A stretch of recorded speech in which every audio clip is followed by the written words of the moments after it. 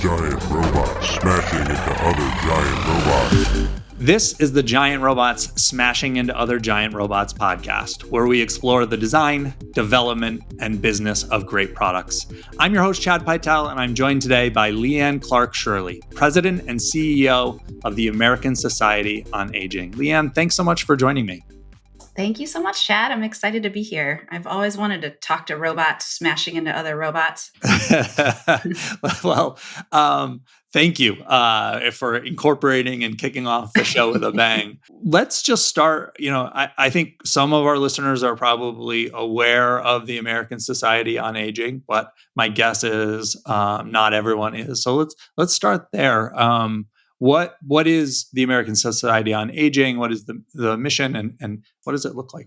We are a really well-kept secret still to this day, I think, despite being 71 years old. So the American Society on Aging, or ASA, as we call it, we are the nation's largest multidisciplinary collective of people working with and on behalf of older folks. And the reason I say that we are a well-kept secret is because if you're in the aging services, the world of gerontology, the world of aging advocacy, you know ASA, you're a member of ASA, you come to our conference, you read our journal, you're advocating with and for us. But if, so many people in our country still today are really unaware about the scope of the older population, the opportunities that the aging of our society presents. So I'm always excited to pull new folks into our choir, as I like to say. Yeah. I think that is true of a lot of spaces and industries that we all work in. They tend to be sort of their own silos or bubbles. Yeah. But I think the interesting thing about aging and gerontology is that eventually, well, hopefully, everyone is impacted by aging in some way, whether it be your parents, your family, or eventually yourself. Yeah. And that's not true of maybe if you're in the finance industry. You can probably go through your life without having to worry exactly about those things. Yeah. But that's not necessarily true for aging. Yeah, it's so true. It happens. It's happening to all of us as we speak. And, like you said, if we're lucky, it'll keep happening. I think, a term that has made its way into the public discourse recently is longevity. I think people are talking about and curious about and actually designing products for and marketing in the space of longevity. I like to say longevity is the goal. A good long life is the goal, and aging is how we all get there. So yeah, it's happening to us, with us, for us, because of us, every single day. What are the problems in this space? People are living longer, right? Yep. What are the other problems that we face? Yeah. So yeah, we as a society are living longer. It's interesting. It's always interesting to point out that, over the past 5 years, our life expectancy has ticked back a little bit, which is concerning, and factors like obesity are shaping that experience. But by and large, what we're experiencing right now is a pretty amazing accomplishment. Most of our lives having decades added to them than we would have had if we lived 80, 100 years ago. So the longevity revolution, as we sometimes talk about, is here. Every day, 11,000 people are turning 65 in this country. We're in a position now. There are 11 states that have more older people than children. And soon, we will be experiencing that same phenomenon at the national level. Just 4 years ago, only 3 states hit that mark. Wow. So just in 4 years, you could see we've more than tripled the number of states that have this this shifting balance of older people to younger people. So I like to say that it's a problem and an opportunity alike.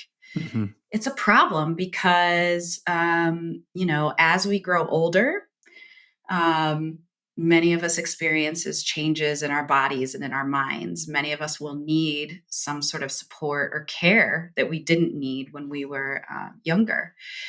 And with fewer younger people in our society, there are fewer people to step up and provide that care support that we might not be able to provide ourselves.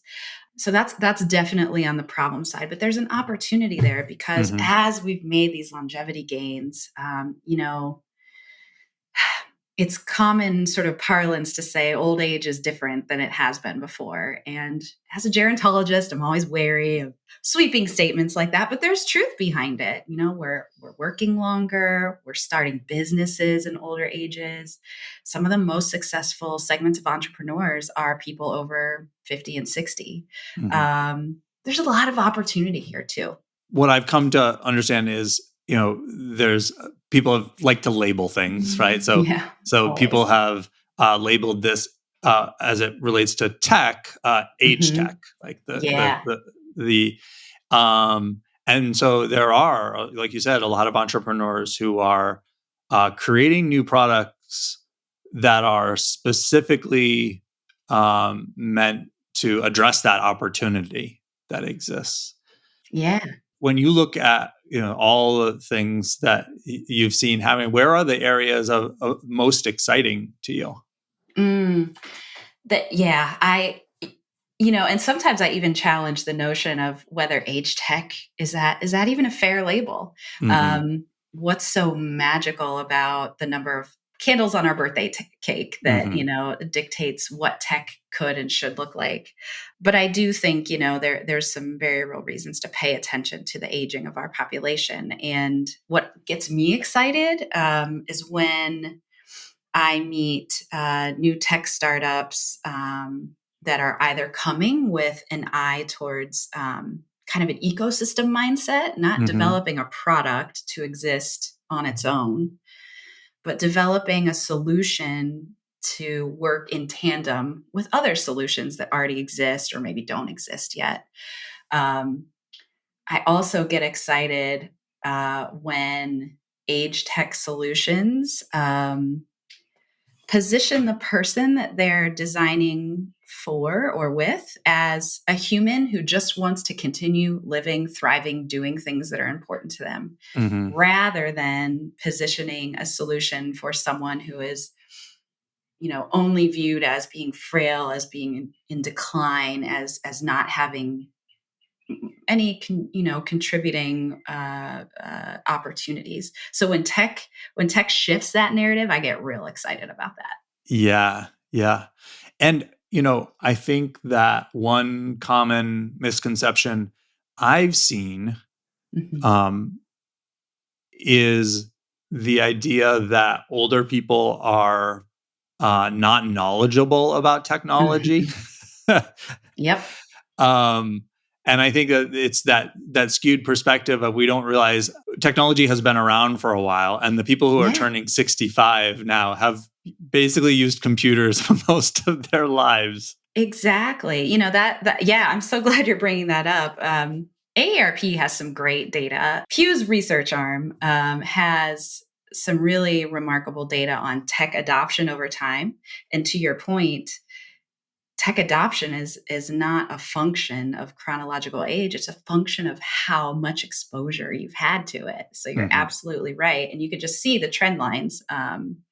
Tech adoption among older segments of our population is skyrocketing. If you're a generational thinker, if you think in terms of generations, which I is it's always risky to do because applying stereotypes to anyone again Hmm. based on how old they are, I think introduces trouble. But the first millennial is going to be 50 in 6 years. Yeah. So when you're talking about designing for the 50 plus market, we're here. Here Yeah. come the millennials. The Gen Xers are already in there. And you're right. I've been using a computer since grade school.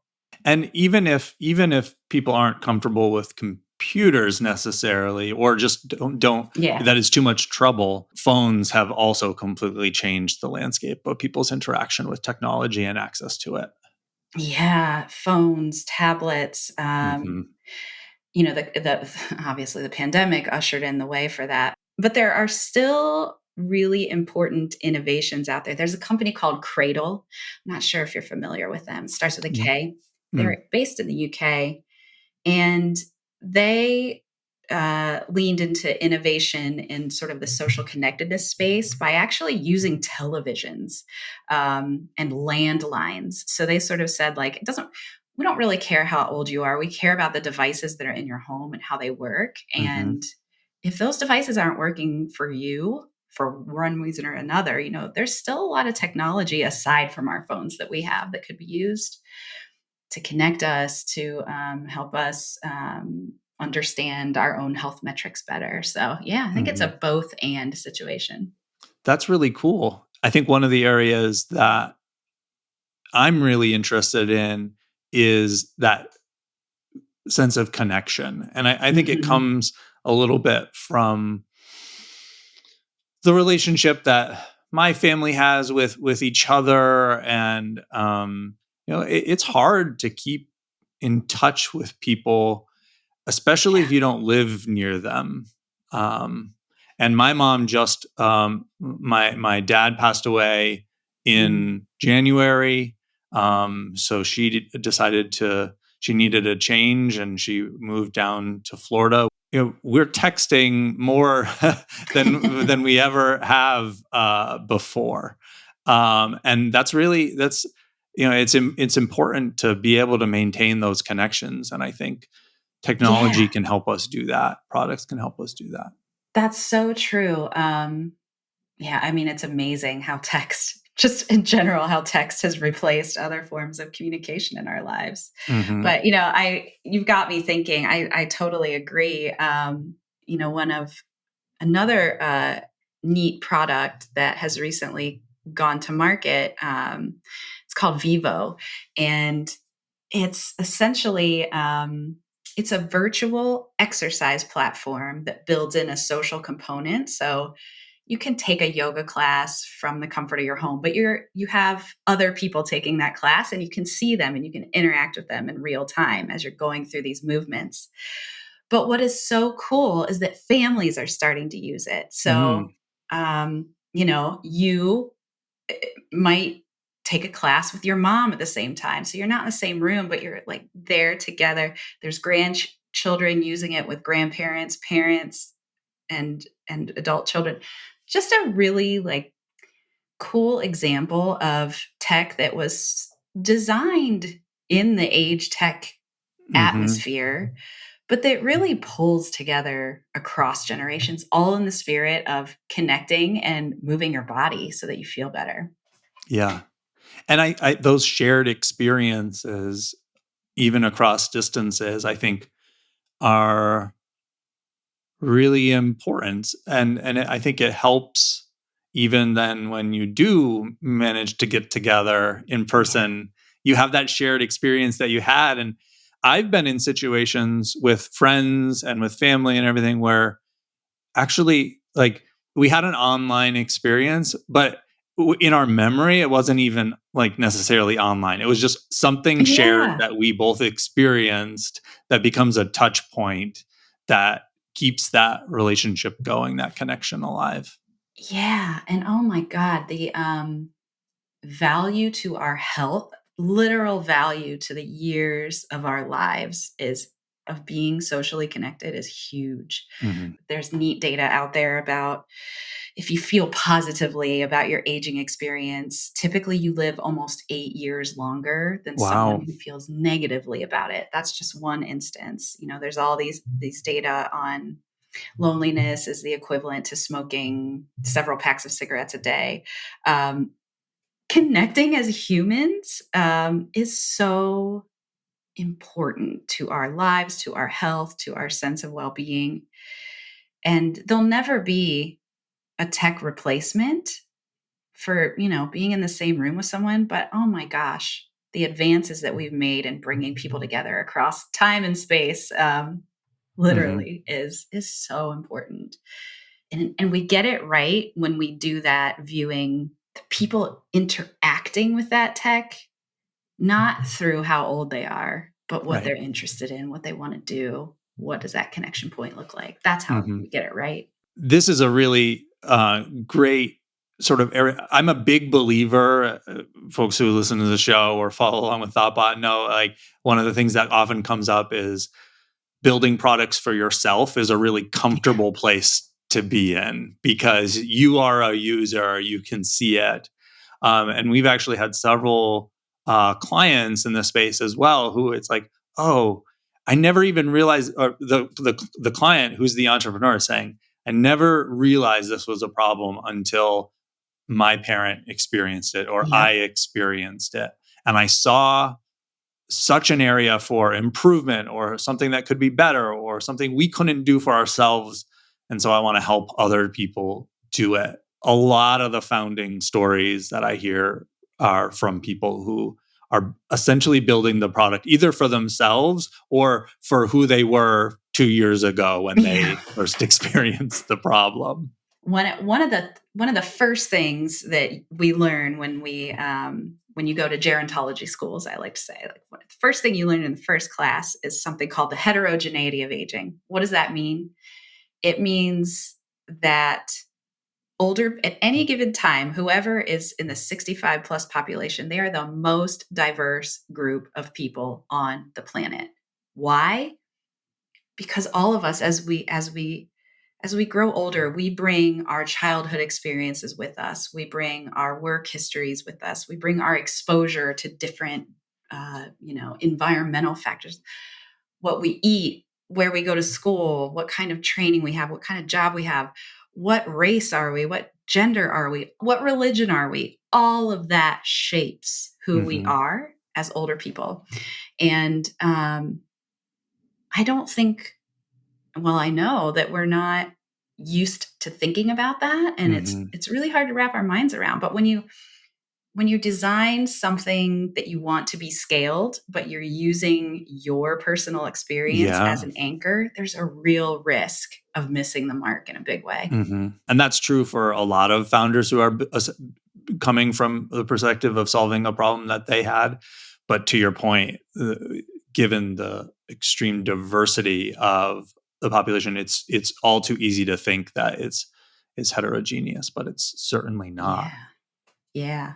Yeah. It's not an easy thing to wrap your mind around. So when I'm talking to people in the tech sector, I like to ask them a question. When they're telling me about their product or they're telling me about their AgeTech portfolio, I like to say, what would you do differently if you didn't know how old your target user was? And sometimes they say nothing. I would do nothing differently. Other hmm times they step back and they're like, whoa, I don't know who my target user would be then. There's your opportunity. That's uh, sort of one common pitfall that I've seen. Another one is, and they're somewhat related, but is not realizing why something is as complex as it is, particularly when you're building a product that intersects with like hospitals or healthcare or those Oh, kinds of things. There's not only do you have like all the legacy baggage, but there could be a reason why it is the way that it is. And you just don't yep. understand that. And if you don't understand that, you're going to hit a wall once you actually try to put your product into the practice. A huge wall. And I don't know if you're meaning to set me up for a commercial here, but you kind of are. But it's that's something that we're actually trying to solve at ASA. hmm We for 3 years now we've been testing this hypothesis that we can design better tech when we bring together the incredible talents that exist in the tech startup communities or the big tech companies too. When you pair those with the expertise, the lived experience, the knowledge of people that work directly with older people. hmm I mean, yes, it's important to design with your end users. And if you're designing something for women who are retired and are frail, they should absolutely be part of your design process. But there's so much wisdom and experience and knowledge about systems complexity, about what life is like in people's homes at Mhm. scale. ASA's members do that work every single day. And so we are on sort of a relentless mission to serve as sort of an expert pool. Yeah. If you're designing a solution, ASA can connect you to people to help you think through and design it better. I did set you up without even realizing it. So that is something that ASA does, is it helps people Yeah. get involved and understanding the space and educate them and connect and create connections. Yeah, absolutely. We do that in a couple ways. The first sort of uh, gateway, the entry point that I would recommend, we have a publication suite. Mhm. It's called Generations, generations.asaging.org. And I can give you the links. But we have a rolling blog type publication called Yeah. Generations Now. It's free. You don't have to be a member to access it. There are articles on there, short articles about anything you can imagine related to aging, from policy to nutrition to caregiving to climate change and aging to intergenerational connect, whatever. I can never predict what's going to be on there because it's so Mhm. rich and it evolves every single week. So that's the first place to start, just as a resource in your toolkit, just to get smarter about whatever segment, whatever problem you're working on.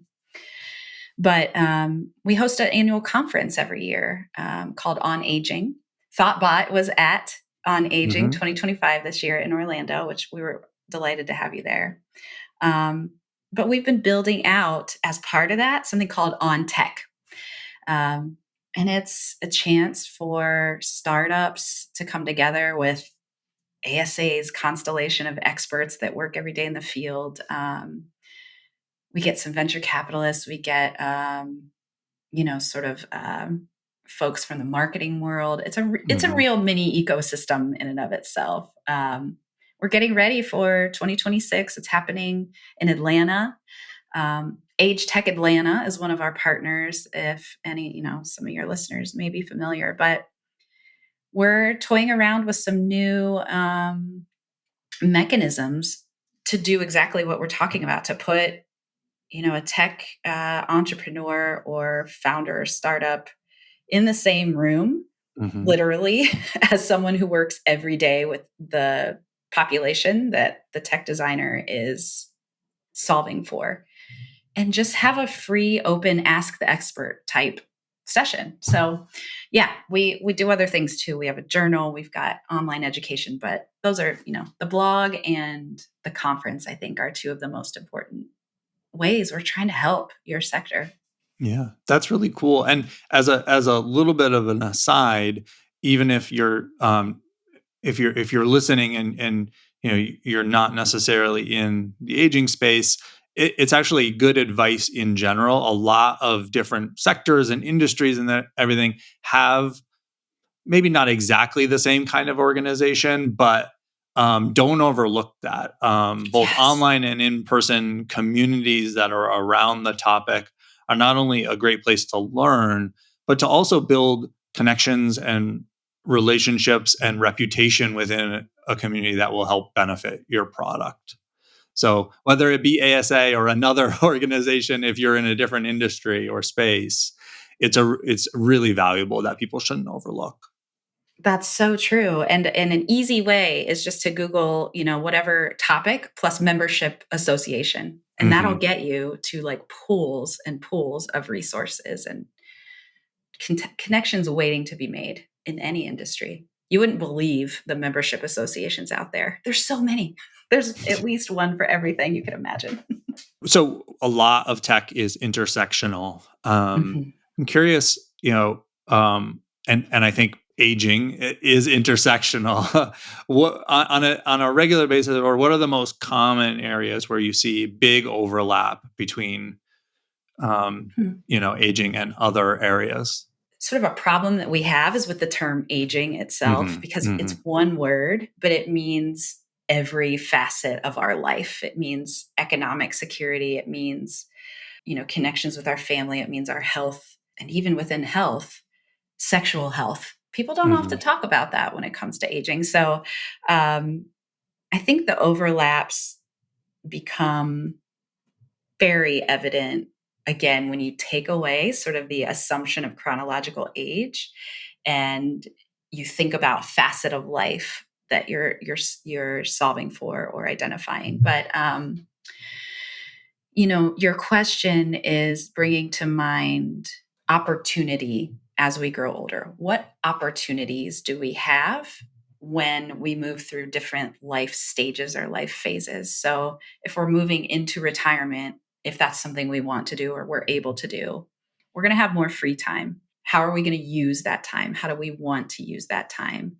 So, I think there's an overlap there of how can tech enable us to decide how we want to use our time and use our time in ways that bring us joy and value. Could be micro credentials, could be, connecting someone who lives in Florida to someone who lives in Alaska to learn fly fishing, just making it up. That's a form of age tech that I feel like doesn't get talked about a lot, but it's true. There's real value there. There's also overlap between how other people view us and how we view ourselves as we age. There's a really insidious ageism problem in this country, and it's kind of risky to throw out isms, but this one is very real. And like we talked about earlier, I think it's particularly in tech. We have a big ageism problem in tech. Yes. Yeah, you're right. You're right. Just in the workforce and in yeah. Speaking of data, there was another study that showed ageism in healthcare leads to $63 billion of spending, unnecessary spending by Medicare every year. Every year, at least $63 billion are spent unnecessarily because of how doctors, nurses, social work, whoever, assumptions they have about us and our health, assumptions we have about ourselves and how we can get better and how we can we get better? And should I go see someone for this ache or pain? Or is it just $63 billion? If anyone listening can solve that problem, you will be like making a gold mine. And it's a problem of how people see us and how we see ourselves as we grow older, as our bodies and our minds change. Two really big opportunity areas there, if you ask me. And you are the expert. Yeah, well, yeah. And to like touch on the other part of that question, that sort of the intersectionality component of that, there's a new movement afoot. It's called Aging While Black. And it's led by Raymond Jetson, who is an incredible thinker. He just released a book. I have it right here, actually. Aging While Black. Highly recommend everyone read this to get a sense of exactly what you're talking about. How does our age interact with our race and where we grew up and what our pasts were like? But he breaks his movement down into 3 pillars, and technology is one of those pillars. He is on a mission to reposition Black elders as sources of truth and momentum and energy and wisdom and drivers of technology. So highly recommend, that as one concrete place to start for understanding the opportunity areas, how all of this intersects, and how we can get it right when we design for the heterogeneity of aging. I was just talking about my father-in-law on another episode we just recorded before this one. I remember one time he was saying, like, I still see myself as like who I was when I was 20. In my head, that's who I am. I still feel like that same person. But when I look in the mirror, I say, who is this old guy? Yeah. It's so funny. I mean, do you feel that way? I do feel that way. Yeah. Yeah. I Yeah. think it's almost like your sense of self is formed when you're younger, and then that sticks with you. Yeah. Yeah. It's so, isn't that funny? There's a really great quote that I use when I teach intro to gerontology. It's Satchel Paige, a baseball player. He said, "How old would you be if you didn't know how old you were?" And like, to me, that says it all. And it just, but you're right. And, if anyone's interested, there's loads of anthropological research behind the phenomenon you're bringing up. There's a book called The Ageless Self by Sharon Kaufman. It's such a simple way of understanding all of the pressure and importance that we as a culture and society put on the passing of a year. Mm-hmm. Mm-hmm. And, Is it the same for everybody? How they view is there, or do people have different self ages? I don't even know what to call it. A sense of, we can make, I like that. Let's make that a thing. Self age. It's highly dependent mm-hmm. on, it's highly individual, I will say, with the caveat that that is a very common theme, that people feel younger than they think they look, or that society tells us that they look. And it's all about me relating to sort of the stereotypes or the expectations or the Mm-hmm. norms that we've all created. Like, this is what a 70-year-old should look like. Well, guess what? If I'm 70 and I look different, that's what a 70-year-old looks like. And I don't know how old your father-in-law is. How old is he? 67, 67, 68. Yeah. Yeah. So however he's feeling, if he's feeling 20, he's actually feeling 67. It's just not, it's different than what society tells us we should feel Mm-hmm. like, you know? Mm-hmm. Yeah. So just to pause is there anything that you were hoping to get out during the episode that hasn't come out yet? There is something, actually. Going back to this notion, I think, and worry is too strong of a word, but I think often about folks outside of the tech sector and their relationship with and to tech. Mm-hmm. And when I think about ASA's members that are running community-based organizations that are getting food into people's bellies, or providing transportation, or running senior centers, which host classes on how to use tech, there's still some like fear and resistance and concern about risk and privacy. And gosh, I think we have an opportunity to do some trust building between the tech sector and, let's call it, the nonprofit sector, because that's, I think, where it lives most. Folks that don't have money to adopt or purchase new expensive solutions, but Mm-hmm. need it the most. Folks who are working with very vulnerable people who are nervous about, what introducing tech might be. There's some trust and relationship building that I think we still need to do. And I would love to help with that. That's a really important, impactful observation, and I think that tech is no stranger to that feeling, because I think oftentimes there's this culture of moving fast and breaking things that or not caring about privacy or building trust. It's like, get out of our way. We're tech. We know what we're doing. And that is a problem. Yeah.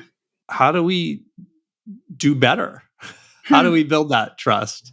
How do we build that trust? I mean, I think it starts with